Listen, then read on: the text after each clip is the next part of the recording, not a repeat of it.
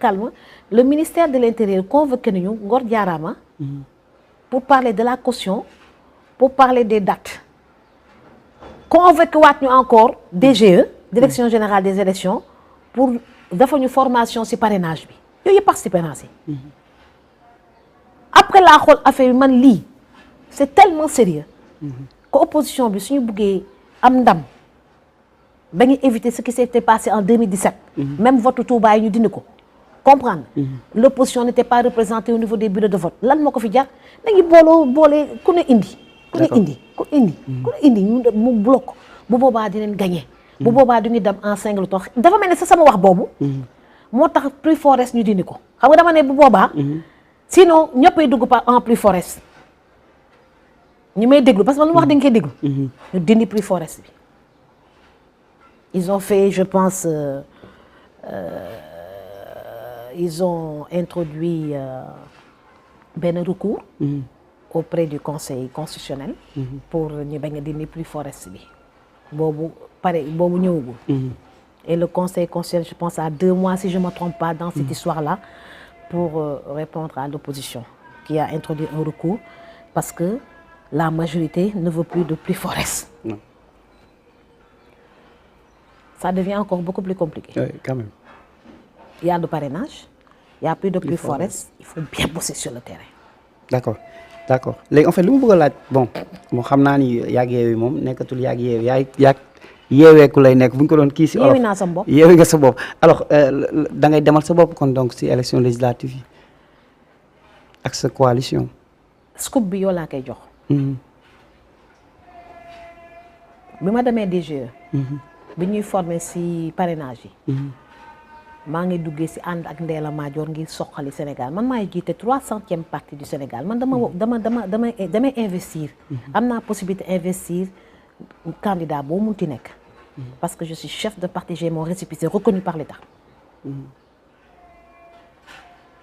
kon bi ñu tàmbalee affaire yi sama coalition laa créé.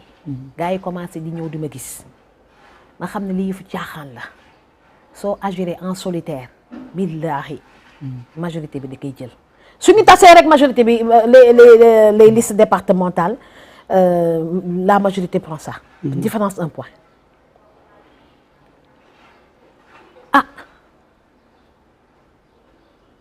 Man daal ma réfléchir ak am yeneen coalition yu ma contacté man sama ma contacté yeneen coalition waaw dégg maa contacté parce que affaire yi du rëy parce que képp ku fi demal sa bopp plus forest amatul minimum 30 000 voix pour doog am benn poste député il faut 30 000 voix pour am benn poste député 33 000 mooy équivalent bu parrainage bi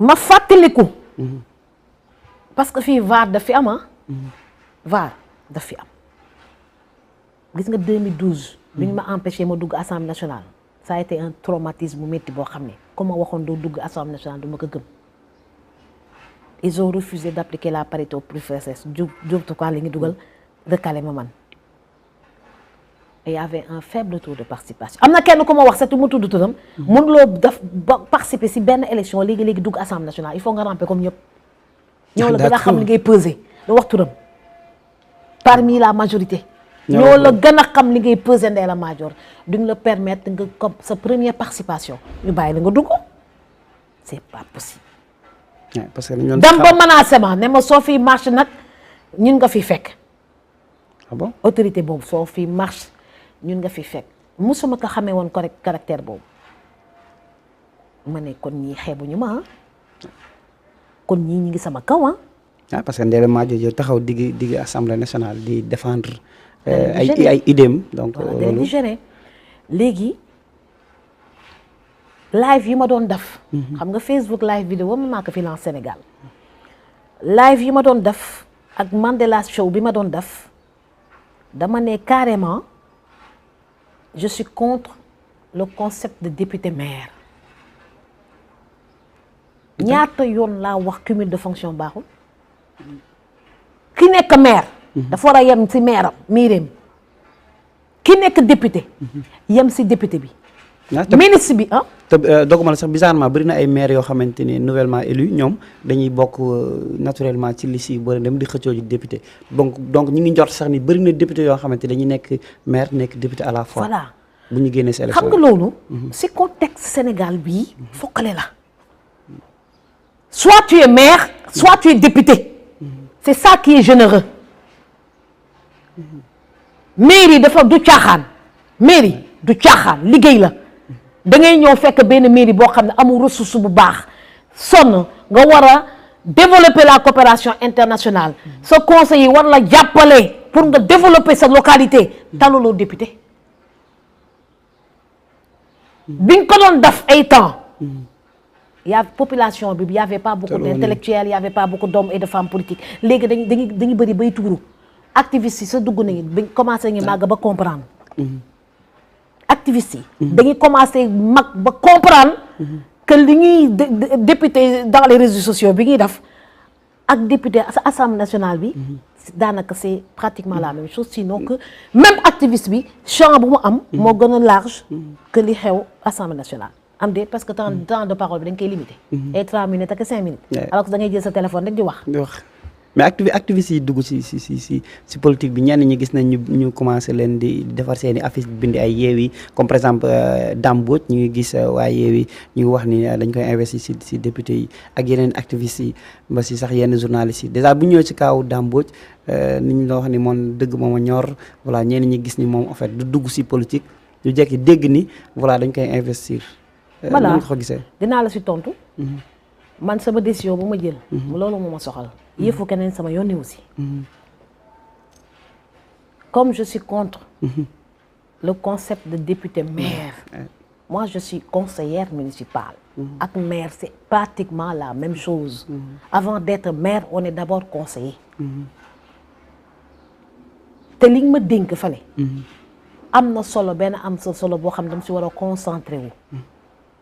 munu ma nekk fi di live di yuuxu. non au cumul de fonction après di def cumul de fonction. kon je vais prendre une décision bu nar a jaaxal Sénégal yëpp parce que lépp lu ma wax dama ko gëm. dama bëgg maire bu nekk maire. na yem si mairie bi. conseil na nga yem si seen conseil même su fekkee amuñu salaire. mais ñenn ñi ñu ngi diriger ay commission technique ñu war a liggéey concentré aussi. en plus de ça am nañ seen activité privée. ñooñu war ñu présenter wu. D'accord. kon man Ndella Madior Diouf. je suis conseillère à Fimela. je vais pas me présenter. sama place. maye naa ko. jox naa ko. mais yow nit ñi. waaye ma daaneel vas-y. sama place man. bi ma naroon am. ndax damay dugg damay am poste. député. rus naa nekk député Sénégal. dama ko dépassé. moi je dois être ministre ou président de la République du Sénégal. certains vont rire. à tort.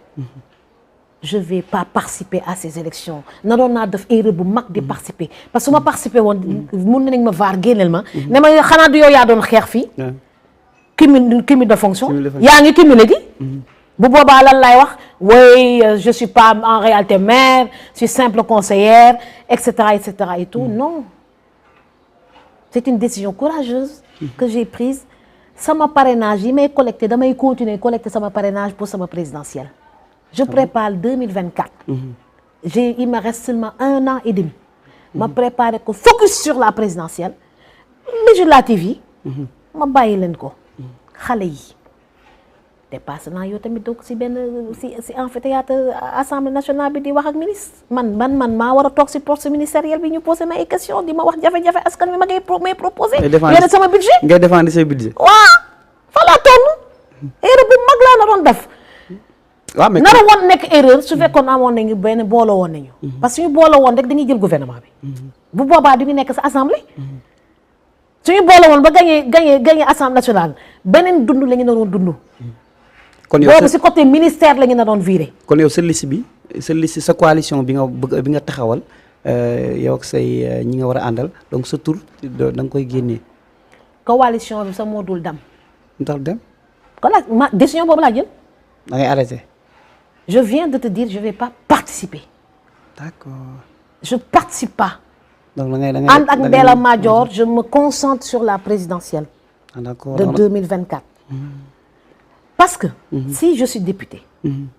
war a su ma assisté wul ñu ne waa Ndella Madior